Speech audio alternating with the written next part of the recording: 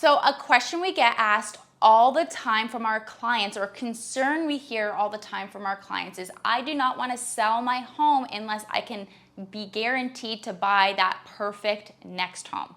So what are the options, concerns, or advice that you would give these types of clients? Good question. And again, we've got 3 solutions for you. Hi, I'm Michelle Chidwick. And I'm Jesse Chidwick. And we're with Team Apex Real Estate. And today we're going to answer your burning real estate questions. The first one is going to be what's called the condition of a sale of the purchaser's property, which in essence means your house or the offer that you have on a property is conditional on the sale of your home. Now, this is going to be fairly driven by the market conditions, and in a very aggressive seller's market, odds are this is not going to fly. Okay, because there's just too many buyers out there.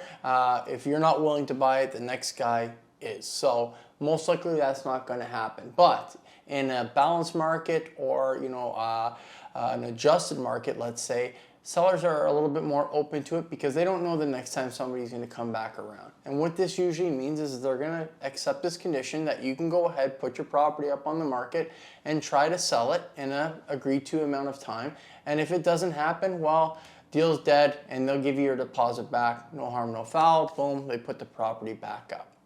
So I think another thing to note on this is if a property just gets on the market today, those sellers probably are not going to accept my offer with the condition of the sale of my house, correct? Again, each situation is a little bit different, but you got to put yourself in their shoes. They just launched their property. You come on day one, you want to put together an offer, but your offer is conditional on the sale of your house, and you're going to tie it up for 30, 45 days. Likely, it's not going to be too advantageous for them to want to work with that.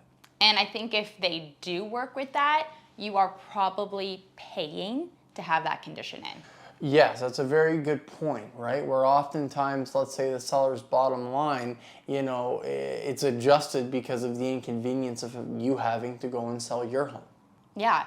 And then I guess on the flip side, if you have a property that's been on for like 100 days, they're probably just itching for an offer and they're going to take anything. So you probably will be able to get that condition included. Well, yes, again, each situation is a little bit different. A property that's been sitting there and basically just twiddling their thumbs, they're going to be open to kind of anything and everything. So pick your battles. So there's one option, okay? Now, second option, Michelle, let's talk a little bit about holding 2 properties.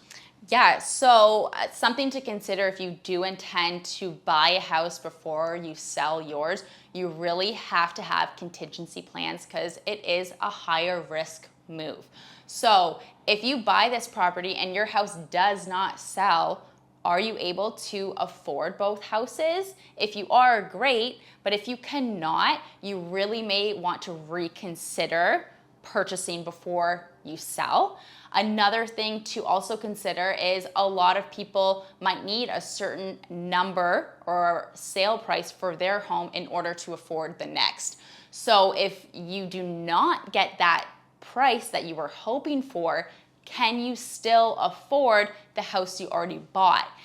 Do you have extra savings to cover that? So although we completely understand where you're coming from, it's important to have these contingency plans at least talked about and addressed before you jump both feet in. And the third option would to be sell your house first, but include an escape clause. And I feel like this option isn't really discussed a lot. So Jesse, can you tell us a bit more about it? So again, this is going to be contingent on the temperature of the market.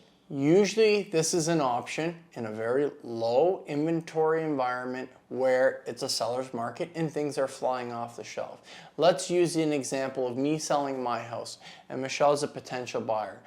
What I'm going to want to see in that agreement of purchase and sale is an escape clause that allows me a week or 2 weeks to go out into the marketplace and find a suitable house that meets my needs. Now, this is my absolute discretion, so fast forward 2 weeks later, I can't find anything in the marketplace. Hey, Michelle, thank you for the offer, but here is a mutual release, your deposit. Thanks, go find something else. My house is no longer for sale.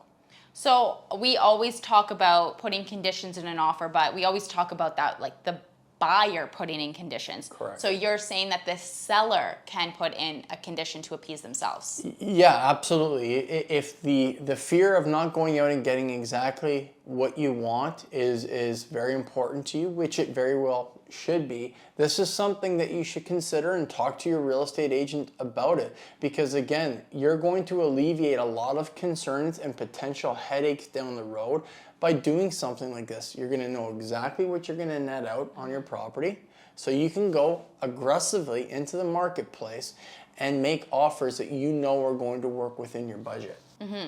And I think another really good point about that is not only will you know exactly what price that you're shopping for, you will not have that stress of feeling like you're going to settle, because you don't need to, because it's on your terms that you find the right home that suits you. So it's not like you're jumping into something you're like, damn it, I actually hate this house. Yeah, that and financially, you know you're going to be okay as well, which That's, yeah, the goes big a thing. long way.